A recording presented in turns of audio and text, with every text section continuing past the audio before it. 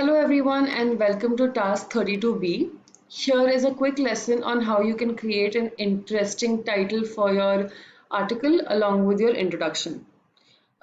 In this week you're also going to be working on editing your Q&A interview and this lesson is going to be helpful for that. Remember, wherever you notice a pencil icon in the slides going forward, make sure to pause the video and take down your notes. We're first going to start with a headline, and we need to remember to keep it interesting. So, here are a few things that I want to tell you about headlines. While in most writing genres, the name of your piece is called a title, in journalism, we call it a headline, right?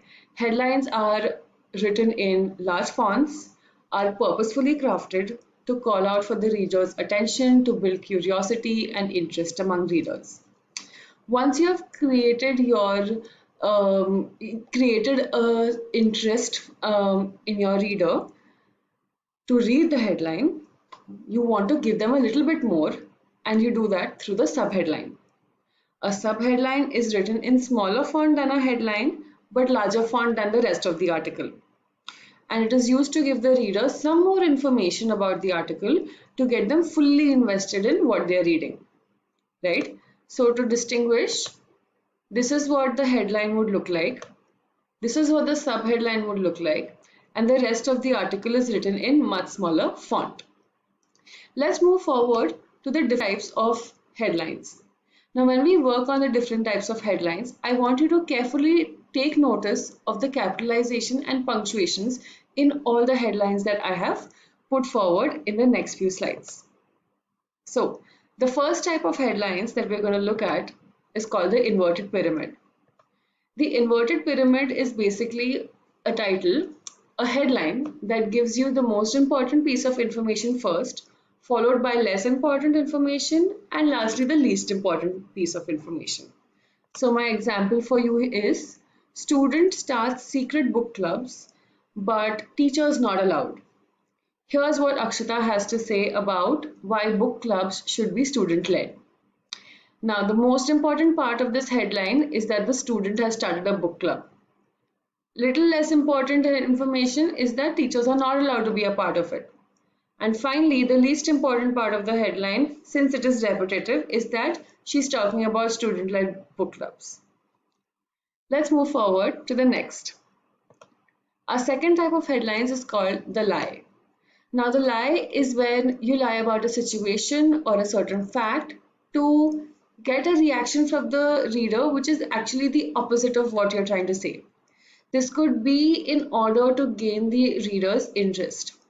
Make sure that you do this carefully so that you don't end up offending your interviewee or the readers in any way. A lie could also be used in your headlines in order to crack a joke. Alright, let's look at a couple of examples. Miss Shetty is asked to quit, cracking silly jokes in her videos. So the lie is that she's not being asked to quit, but you're using it as a joke.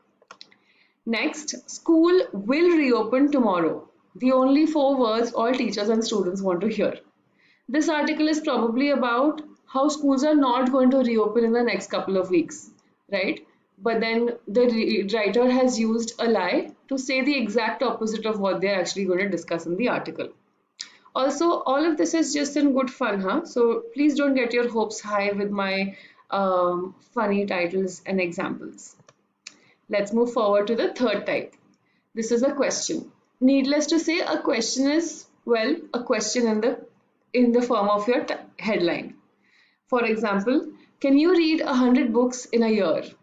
Once you read this headline, you're probably going to be inquisitive, curious to know what is written in the subheadline and then the introduction and so on and so forth.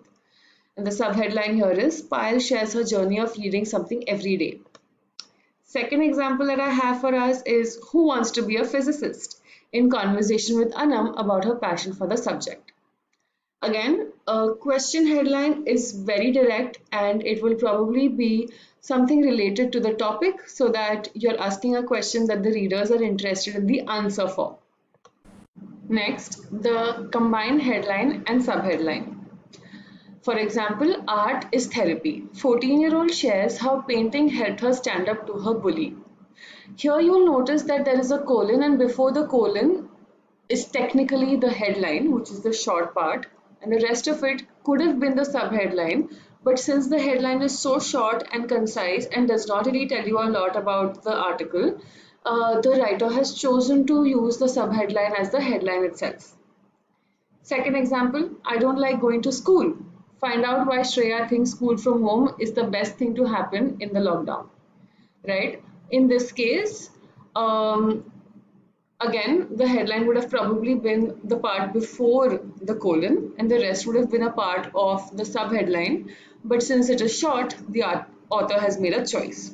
Make sure that if you're using a combination headline like this, these two examples, that at least one part of your headline needs to be short. That is the first part, the first focus part needs to be shorter, and make sure you don't go above 5 to 6 words.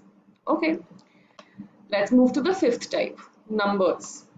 50% students prefer books over desserts. In conversation with the chef at Avsara Academy about gulab jamun and John Green. Numbers will be written in numericals. 160 days of screen time. Here's what Meenakshi has to say about remote learning. Right? Again, strong numbers, hard-hitting numbers are always things that make people want to go back and wonder and read about why these numbers are so alarming. Last one is quotes. Simple one again. I'm going to just give you the examples. I must read this aloud. Teacher spills the beans about experience of working with 9th graders. Kanika recalls her first video call with her students. Right? This is a long title, but also because it has one part which is a quote. Again, it's a short quote but a hard-hitting one, and the rest of the title is about the quote or about the person who said it. Another example is we will fight for our right. School students protest. Reading time cut down to only twice a week. Again, here the quote is short, but it's hard-hitting, and there are details about the person who said the quote or about what the quote is about. So far we have learned about 6 different types of headlines. First, the inverted pyramid. Second, the lie. Third, the question. Fourth, the combined headline and subheadline. Fifth, the numbers. And sixth, the quotes. Now, these are not the only types of headlines that there are for writing articles, interviews, etc. But these are just a few types that I thought would be helpful for you to come up with creative ideas, right? Before we move forward to the next part, I would like to read some examples to you. First, imagine us, because we're here, an interview with Meera Jacob.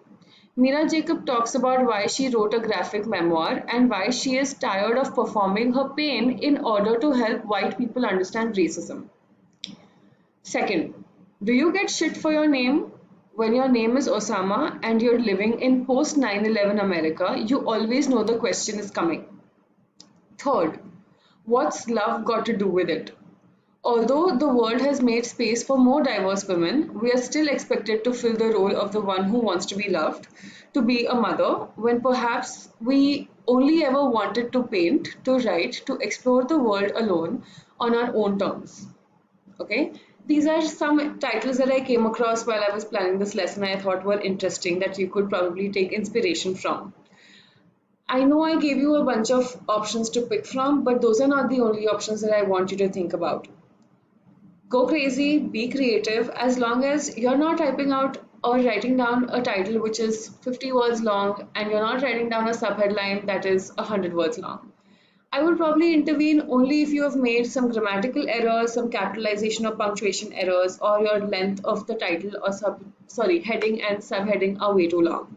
Otherwise, the sky is the limit. Okay. Now, let's talk about what are the things that you notice. In order to be really clear, I have made a whole list of things that I feel like you need to capitalize and you don't need to capitalize, and things you need to be careful of. We have a list of the first word of the title, the last word of the title, verbs, nouns, pronouns, adjectives, adverbs, some conjunctions, and words that are more than 3 letters long. Words that we don't capitalize are a, an, and, at, but, by, for, in, nor, of, on, or so, the, to, up, yet. Some of these words could be capitalized in the title or in the headline depending on how it is being used. But let's not get into the nitty-gritties of that, because as you keep practicing writing and creating headlines and titles, you will automatically be able to understand it better. Lastly, I want you to watch out for a few words such as is, are, was, and be. These are all 2 or 3 letter words, but they're also verbs, so we will end up capitalizing them. I hope you're taking notes as I speak because this is an important slide. Now, with respect to capitalization, some other things that I would like you to keep in mind. If the subheadline is a part of the headline, then it does not need to start with a capital letter. Remember the example where I said Ms. Shetty is asked to quit? That was the headline. And the rest of it is crack silly jokes in her videos. So the C in crack is not capitalized because it is one whole sentence. If the subheadline is not a continuation of the same sentence as the headline, then it will start with a capital letter. For example, the question or the exclamatory statement made in the headline. Those are full sentences already created. So your subheadline will start with a capital letter. Numbers are written in numericals unless you use articles with them. For example, 100 soldiers or the seventh wonder of the world. In these cases, make sure that you write the words and not the numerical numbers. Let's quickly also talk about punctuations. Headlines never end in a period. They only end in exclamation marks or question marks if you are exclaiming or asking a question. Don't use double inverted commas, instead use single inverted commas. Subheadlines should be written in full sentences and must end with a period. These were a few things that I want you to keep in mind as we work on our headlines and titles. Think with practice we'll get better, so I don't want you to stress out about this already. Just keep trying your best to come up with something as creative and apt for your own Q&A interview.